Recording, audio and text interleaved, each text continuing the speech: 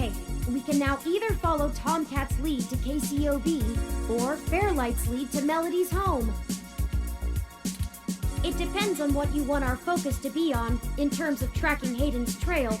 Should we follow the media or the tech? Up to you where to go first.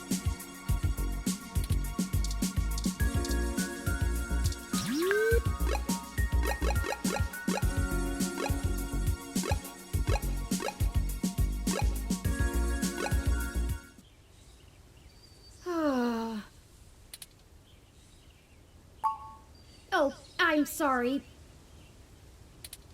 I was wool gathering. I see we've arrived at the Melody Flores residence. It's quite impressive. But that's to be expected, considering that she is still the majority owner of the Flower Cybernetics Group, despite retiring from day-to-day operations at the company.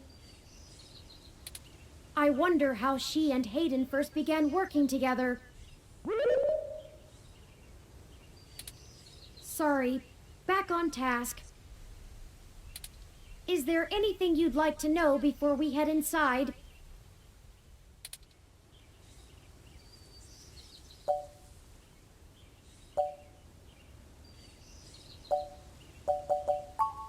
Flower Cybernetics was established in the early 2000s by Melody's mother, Antonella. It started out developing cutting-edge medical tech, including advanced prosthesis and nanoparticle diagnostic and treatment technologies. They were vastly successful when they perfected the first synthetic nerve mesh, allowing direct connection and control between the nervous system and a cybernetic prosthesis. The majority of their early projects were defense technologies for the American military, developing ruggedized military prosthesis for use on injured soldiers, and then eventually electively for special forces. This research line culminated in the development of brain-controlled androids as shock troops, long since barred by international law. Melody took over the company from her aging mother, and she fought against developing further military hardware from that point on. She pushed the company to use the BCA technology for the company's original goals of medical advancement, as well as developing the first direct link virtual reality implants. The company is largely successful on a global scale, despite continued legislative movement against extensive cybernetic use, especially brain implants. Not a whole lot. She's largely private, in contrast to her mother's penchant for courting a media circus. Several biographies of former Flower executives show her as intensely passionate about demilitarizing the company to the point of absolute viciousness in the boardroom. But it's been a long time since her days of fighting for the company, and she's since stepped away from the helm. There's talk that she's lost her spine in her old age, but... well, I'd take that with a grain of salt. She may have retreated from the corporate battlefield, but you don't change the entire direction of a company as large as Flower if you're a quitter. Stay on your toes. He did, and I can't shine much light on that. I know that System 1 worked with Flower to help develop the first operating systems for the direct link virtual reality implants, so perhaps it happened during that time. Also, Flower eventually went with a different company for future models of the implant, but there was never any public talk of a personal falling out between the heads of the companies. I'll scrape the mesh for more rumors, but they'll only be that, rumors. I can do my best to parse fact from fiction, but it blurs too much for me to be sure what's real. No time like the present, then.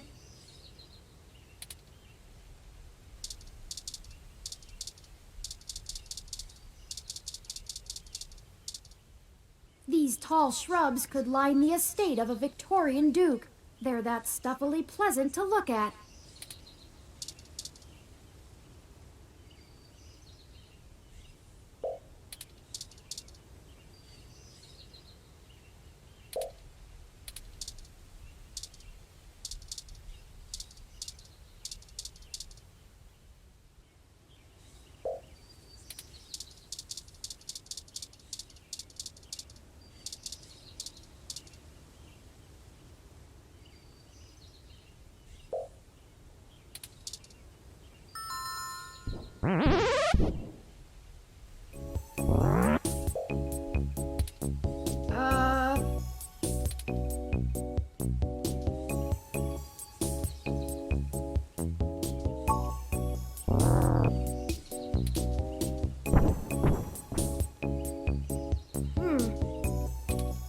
Your guess is as good as mine.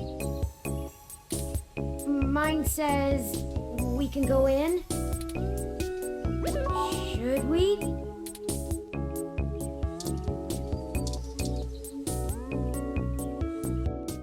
Oh, wow! Swanky!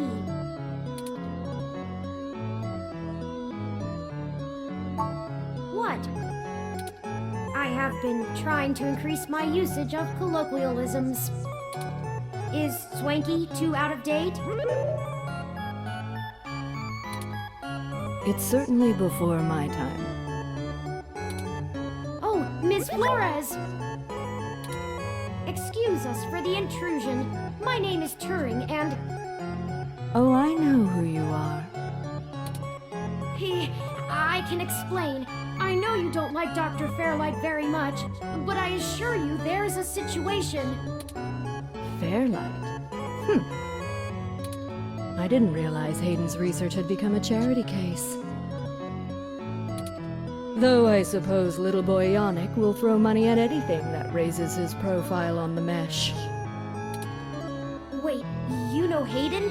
Also, we actually only just met Dr. Fairlight yesterday. Oh, that's too bad. Now Pat won't have to eat you.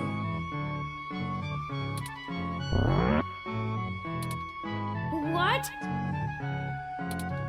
Though I'm not sure your gears would have been good for his digestion. Actually, madam, I'm not comprised of gears. Well, either way, he's on a diet. This philosophy is how I lead my life. Sometimes you eat the bear, and sometimes the bear, well, he eats you. Do you understand? Not really. Look, I don't have all day to entertain you, Turing, nor your new friend. Not even for Hayden. You don't have time to waste if you're going to find him, either. Right.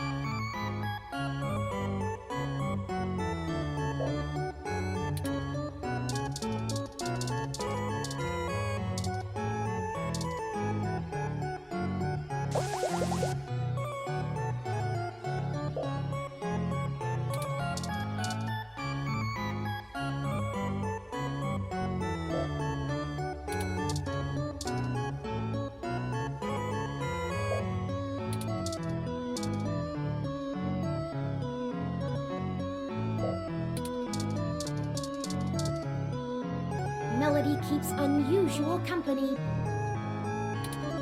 Ursus maritimus, if I'm not mistaken. That might be why the temperature controls are set so low in here. I wasn't aware you knew the scientific name of the species. Ooh, has my interest in proper nomenclature started to rub off on you? Plenty. Have you heard of a Kermode bear, also known as a spirit bear? Or he could be a white-phased black bear, or even a pizzly. But he's not. It's a polar bear.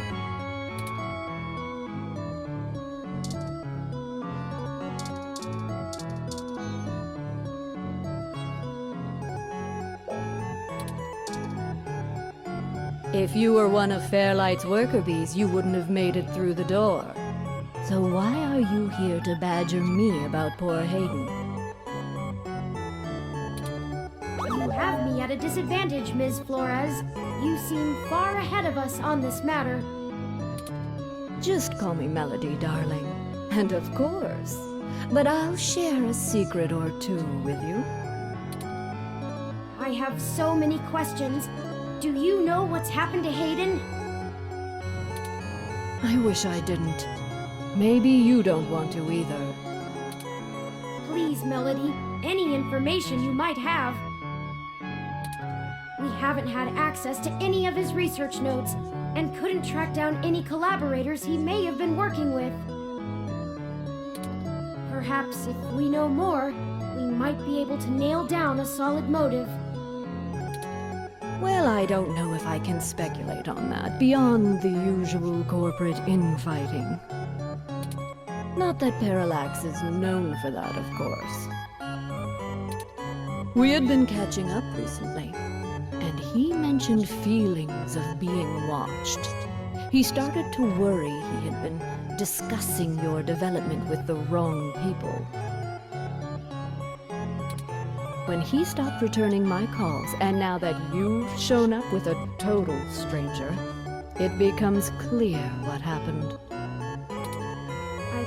I see. Can you tell us anything else about his disappearance? Oh, I'm afraid not, dear. I've been around long enough to know what's coincidence and what isn't. We were hoping you might be able to shine some light on my origins. Fairlight mentioned that you had worked with Hayden in the past. I see Hayden didn't neglect curiosity in your personality makeup. Well, you and I haven't properly met, but considering how often Hayden badgered me for design schematics of Flower's latest neural implants, I might as well be your aunt? We'll go with that. I wouldn't mind being an aunt, even to a blue-headed robot. I'm touched, Melody. Well then, I'm willing to answer your questions for now.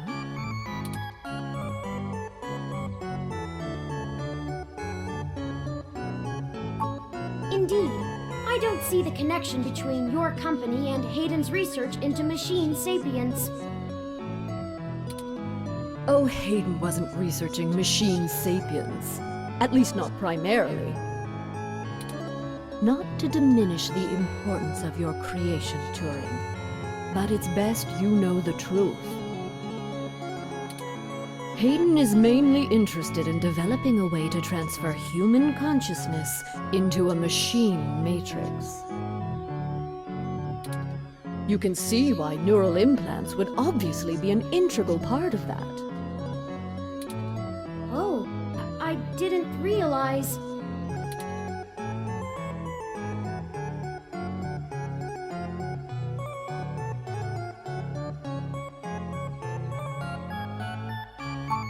The concept of transferring the human mind into a computer has been an attractive goal for decades.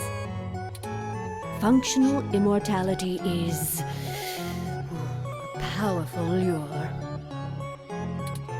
The brain is an immensely complicated machine, And even though we know the right buttons to push to make pictures show up, we still can't replicate the entire thing as a technological construct.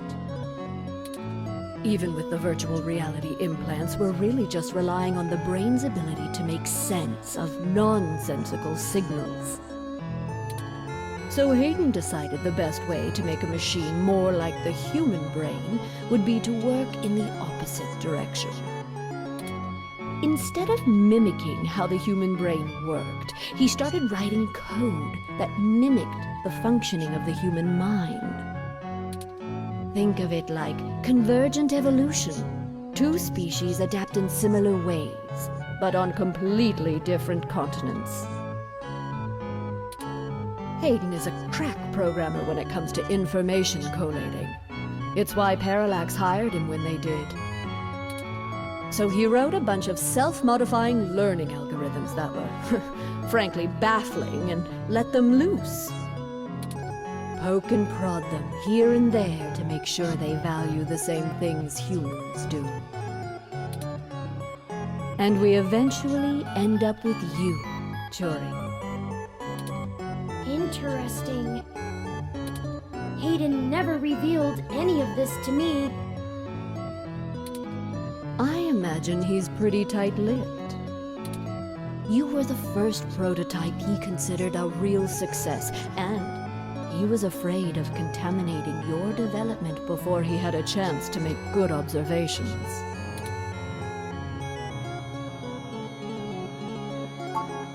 Phew, if you can even call it involvement. It's a small city. And if you're in the tech sector, you are never more than 2 degrees removed from anyone else. When he started looking into this pet project of his, he came right up to my door and demanded access to the research logs behind our earlier implants. Cheeky, but it was impactful and disruptive, as they like to say around here. I couldn't care less about Flowers' patents anymore, so I gave him what he wanted, just to see what he would do. I'm frankly more impressed than I expected I would be, but don't tell him that. Don't worry. I won't. Oh, that was a compliment, dear. I didn't say that. Hayden was quite interested in Turing, even if he is just a step to further research.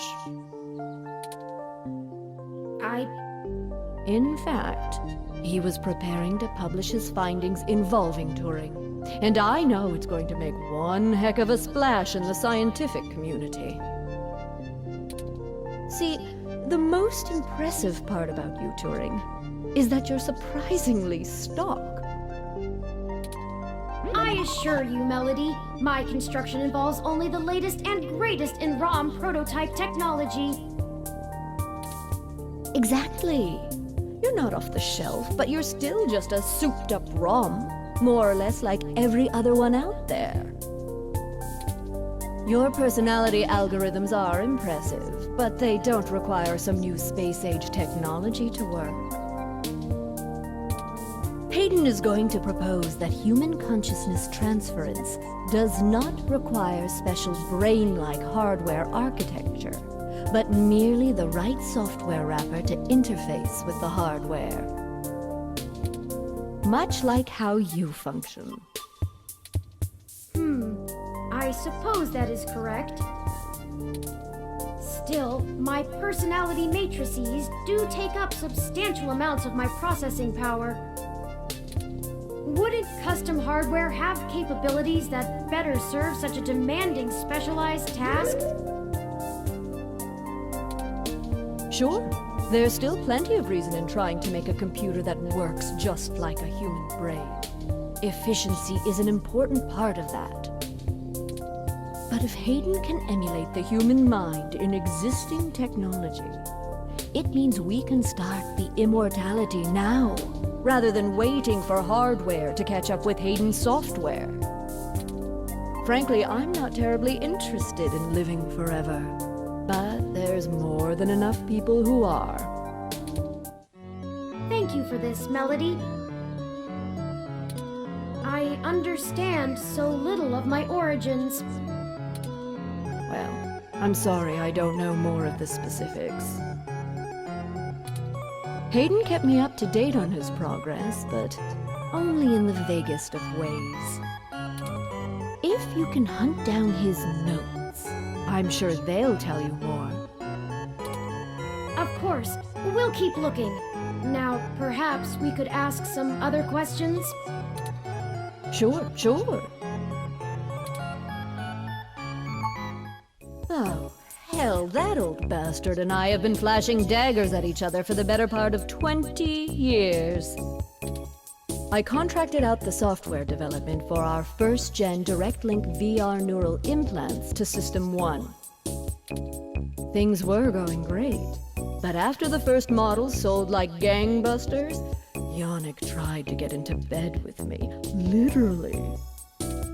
I turned him down, very politely, I might add, and then, suddenly all of the cooperation between our companies dried up. We've been at it back and forth ever since. I'd be damned careful about trusting him if I were you.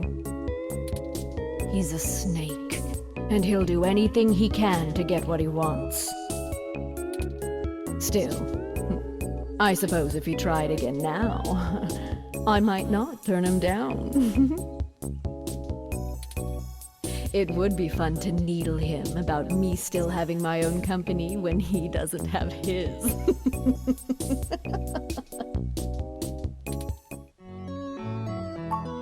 Good. I can get back to my retirement. Thank you for your time, Melody. We'll be in touch later. Oh, one more piece of information for you, if you'd like it.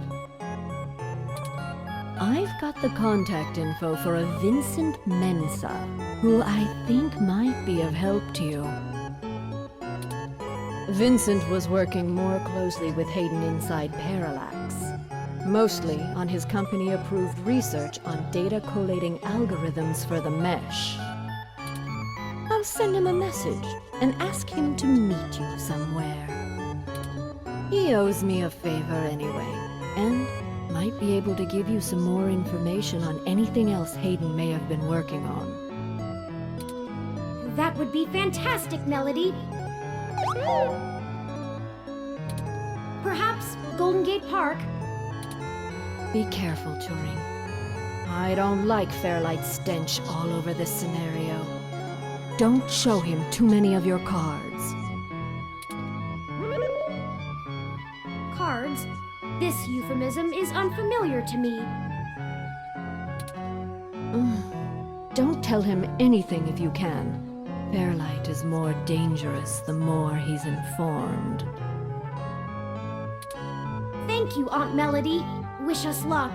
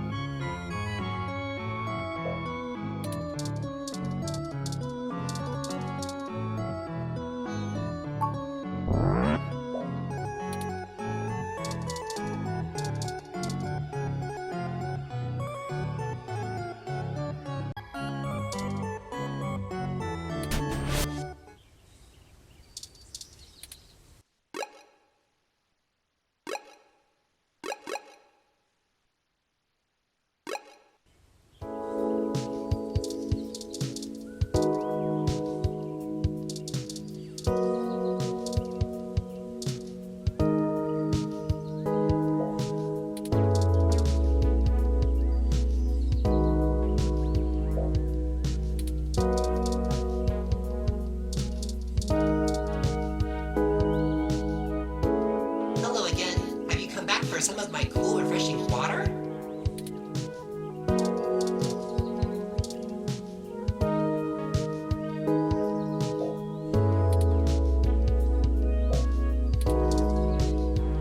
Can I help you? I don't really have time to talk. I'm waiting for someone. Are you Vincent Mensa? We're here for a meeting on behalf of Melody Flores. Oh, good. You're Melody's people. Do you have everything that I asked for? There must be some miscommunication. Melody said that you would be able to provide us with some information about Hayden Weber's projects within Parallax. He has gone missing, and any information we get may be useful. Damn that old woman. What? We had a deal. She promised me, and I'm not giving up anything until I get what I need. I already know Hayden is missing. Why else would I be willing to sell corporate secrets to Flower? This was my chance to get out of the city. Instead, she sends the two of you, hat in hand with nothing. I'm assuming you're Hayden's little pet AI? Insulting, but accurate. Look, I'm sorry to come off callous. I do want to help. Hayden was a colleague and a friend, and I want to know he's okay. But I also need help getting the hell out of Neo SF, and now. My info is my leverage, and it's not for free. I'll just have to find another buyer. Maybe after I make another deal, I'll be able to pass it to you. Perhaps we could assist you? My friend here is a terrific journalist. Being skilled at hunting down people and information is part of the job. I don't know. Look, I need 100,000 credits, an untraceable car, and a fake passport for me and my wife, Francesca. If you can get me all that, I'll give you anything you want. Hayden's research notes, what I know about Parallax, my company's security credentials, whatever. If you're really sure journalists can come up with that kind of stuff in one day. Might? Dear God, I'm doomed. Melody only gave us a rough sketch of what you need. The more you can tell us about the situation, the sooner we can fulfill your request. Sure, as long as it isn't the juicy stuff.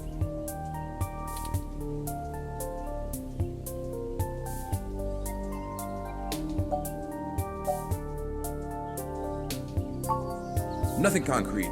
I probably wouldn't have noticed anything out of the ordinary. I mean, Hayden goes out for a couple days all the time, right? Conferences and guest teaching. He doesn't exactly share his itinerary with me. I tried asking around and no one will say anything. If he had jumped ship, went to a different company, it would be the talk of the week at the water coolers. Instead, dead silence. Thankfully, he allowed me to keep backups of most of his work, simply because I cross-referenced it so much. He didn't like having it all in one place anyway. Bring me what I asked for, and I'll tell you more.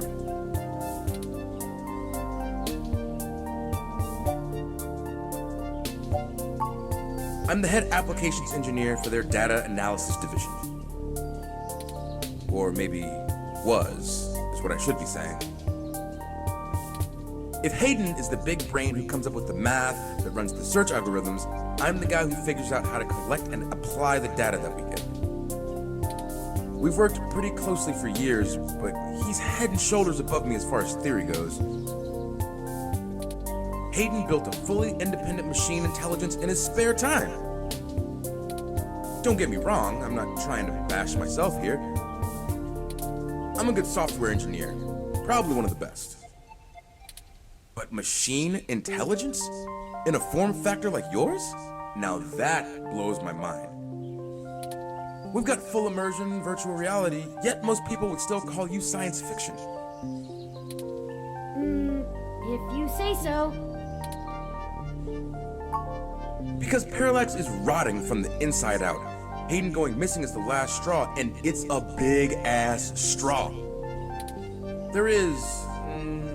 how do I put this without giving it away? There's a new project about to roll out, and it's going to change everything about how Parallax does their business worldwide. Since the launch of the MeshNet, we've had some board shakeups, and the people at the top are different from the ones who've previously run the company. The altruism the company displayed in the past is gone. They're harder, more ruthless, and more concerned with profits and power than ever before. Not just richest company in the valley power either. Real power. My guess? Parallax got rid of Hayden because he was about to do something that would get in the way of that. If they're willing to get rid of the brightest mind on their payroll, what's to stop them from getting rid of me? There's a half dozen people who could do my job. So I'm getting out before I accidentally step on the wrong person's toes and end up at the bottom of the bay. I need to make some calls, and this park ROM is fun. I want to poke at it a bit. If you do manage to get what I need, bring it here today and you'll get anything you want. Forwarding photos and info for the passports to Turing now. And I really hope you can do this. I'd rather give it to you than some other corporation anyway. See you soon. I'm not quite sure where to get fake passports or an untraceable car. The only shady folks we know are those punks who vandalized Hayden's apartment. I doubt they could point us in the right direction, but a long shot is better than no shot. They might agree to help us in repayment for the damage done to the apartment. They seemed remorseful. We should check Market Street for them, in case they regularly hang out there. As for the rest, perhaps Dr. Fairlight or Melody could spot us the credits.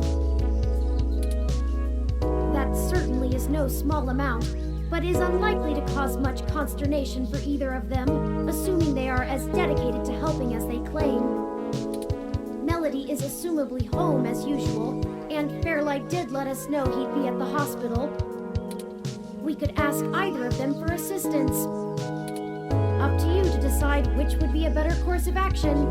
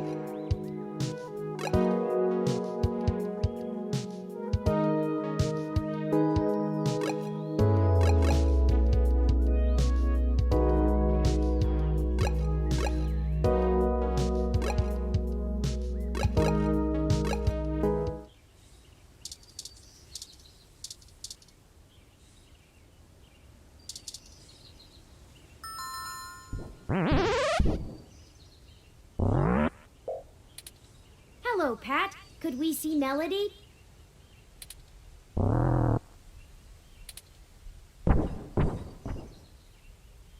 I guess that means yes?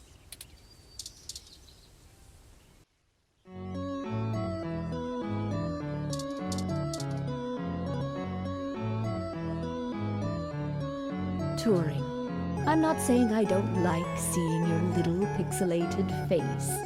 You're certainly better company than most of the humans I have to deal with. But I am a busy woman, you know? Lots to do. Right, Pat?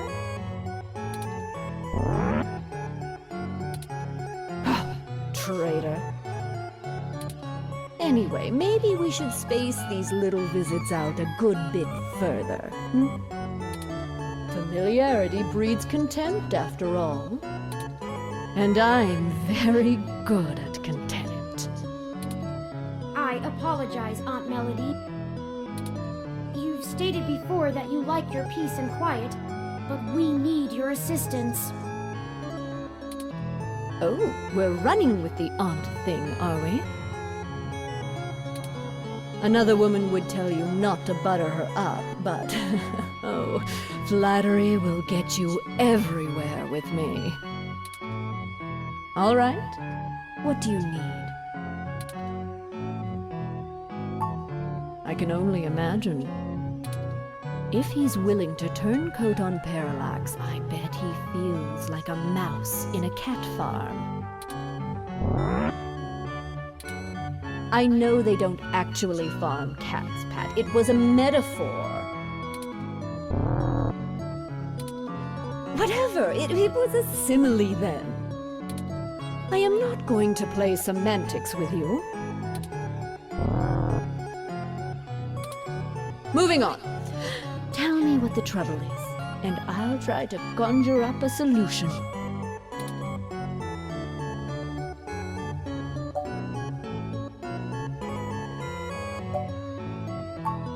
Yes, Mr. Mensa says he needs 100,000 credits before he's willing to speak openly. He also said that you already promised it to him, and that he won't be able to get out of the city without it. He'll give us the information once we have that, plus a few other things I'm certain we can get on our own. What? You can't even scrape together that kind of money? Your friend's not much of a journalist, eh, Turing? According to the statistics that I have found, it is unlikely that a journalist of any caliber less than the best would have that amount of liquid assets on hand. The pay for the profession just isn't that high, Aunt Melody. Oh, I see. I guess it's one of those jobs people do because they get free review merchandise, eh?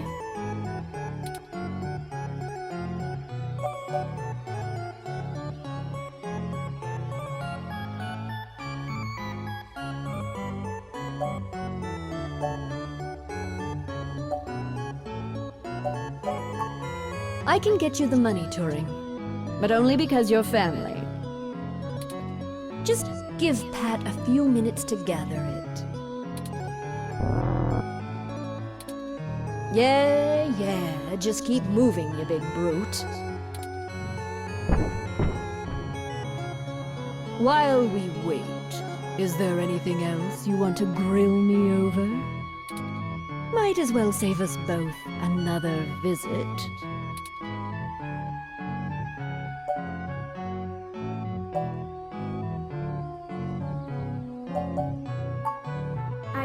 I do. It's a little personal, though. I'd understand if you didn't feel like answering. Just shoot, Turing. I can take it.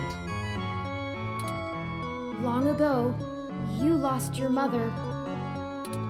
I was wondering, how did you deal with it? Hayden's only been gone for a few days, and I already feel like my circuits are going to lock up for good. Oh, Turing, I'm not the right person to ask. I hated my mother. She's everything I thought wrong in the world, and when she was gone, I felt nothing but relief that I could start undoing the damage she did. Never mind the fact I had to watch her waste away from the cancer. Death was a blessing for us both. Besides, you'll find Hayden soon. Keep your chin up. Oh. Blast it! Enough with this subterfuge! We already know Hayden was killed. Oh, no. I won't be getting him back. I'm sorry, Turing. I still don't know what to tell you. I've lost people, but never anyone close enough to wound me. I don't know that I've ever had anyone close enough to do that. If you feel like talking about it, I'm willing to listen. Or make Pat do it anyway. Thank you. I don't know. Stick it out. Time heals all wounds, or so they say. This too shall pass.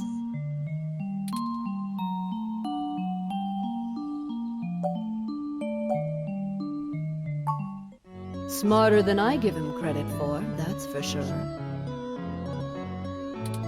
It's not the easiest thing in the world to measure, you know?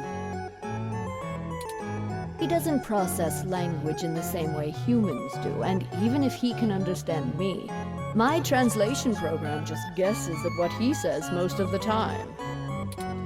Oh, you have a translator running from your neural implant. Ah, yes, I'm cheating. Though, honestly, even without it, I have a pretty good idea of what he means most of the time. We've been together for a while now. Considering it only really works on large, typically predatory mammals, we don't have a lot of test subjects. It's a minefield of ethical concerns beyond just being prohibitively expensive. So Pat is a bear apart, at least until we can figure out how to apply the modified neural pathways without frying the brains of 90% of the subjects. The tech we developed is good. It just has a damned high mortality rate. Maybe one day there will be a bunch of talking tigers and dolphins building cities in the sea, but for now, we're stuck with creating beasts out of our own species.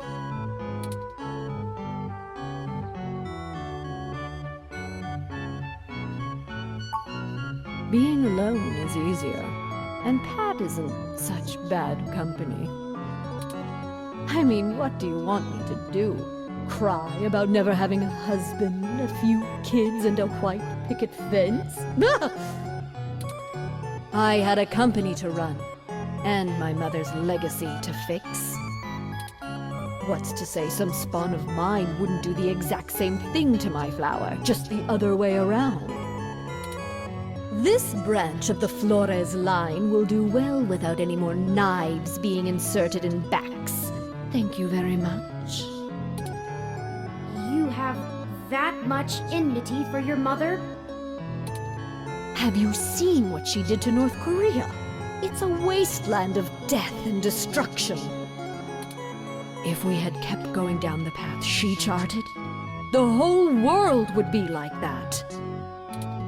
The information on the mesh does seem to paint a grim picture. Grim barely scratches the surface. I've been there. At least under the Kims it was barely functional. Now, my mother's monsters have ripped every last resemblance of humanity from the land.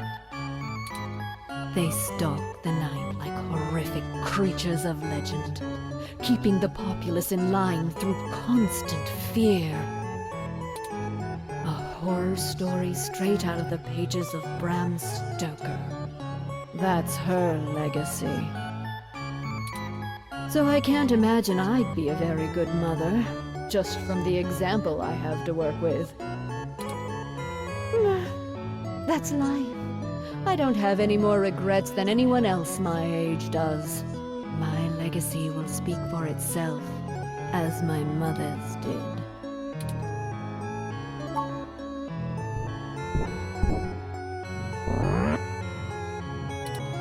Oh, just in time then.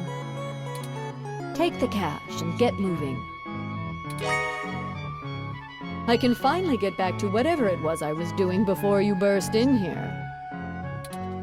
Thank you, Aunt Melody. Your help has been invaluable to us. Yes, yes. Brown knows later. You've got things to do, too.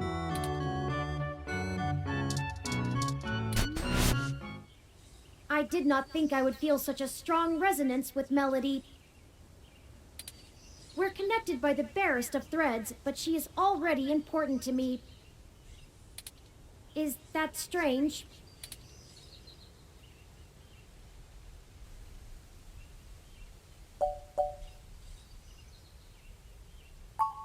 Very possible. I guess there's nothing to do but run with it.